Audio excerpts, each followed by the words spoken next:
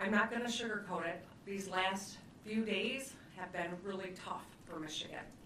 20% of our economy is tied to the auto industry, which depends on a steady flow of goods from our largest and closest trading partners.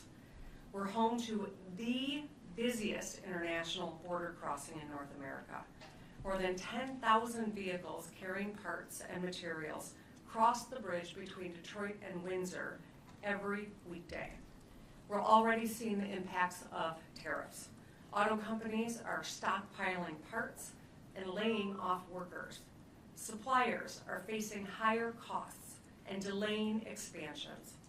Dealerships are forced to raise prices by up to $15,000 amid slowing sales.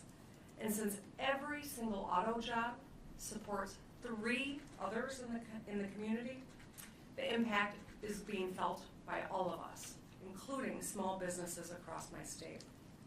Economists have pointed out that these tariffs represent the largest tax increase in nearly 60 years, costing families an average of $1,900.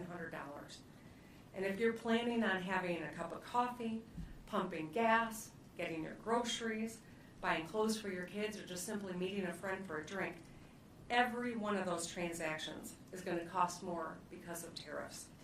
At the same time, we know that 401ks and IRAs are plunging, which is going to force older Americans to put off retirement. Home prices are going to go up and putting home ownership further out of reach for young people. So it really is a triple whammy: higher costs, fewer jobs, and more uncertainty. And it couldn't come at a worse time. People have been struggling after years of inflation and wages that aren't keeping up. We need government to stay focused on lowering the cost of living.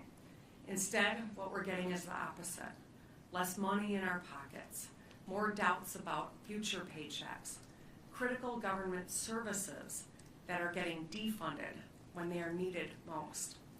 I understand the motivation behind the tariffs, and I can tell you, here's where President Trump and I do agree. We do need to make more stuff in America: more cars and chips, more steel and ships. We do need fair trade. No state has lived through the consequences of offshoring and outsourcing more than Michigan. We know that when you lose a factory, it doesn't just mean losing those jobs. Losing people means losing resources. It means fewer police officers and underfunded schools. It means less housing being built and fewer roads fixed. It's a loss of purpose and identity. So while I share the president's goal of bringing good-paying middle-class manufacturing jobs back, it's got to be done right. Reindustrialization could have huge ripple effects, since manufacturing has the highest economic multiplier of any sector.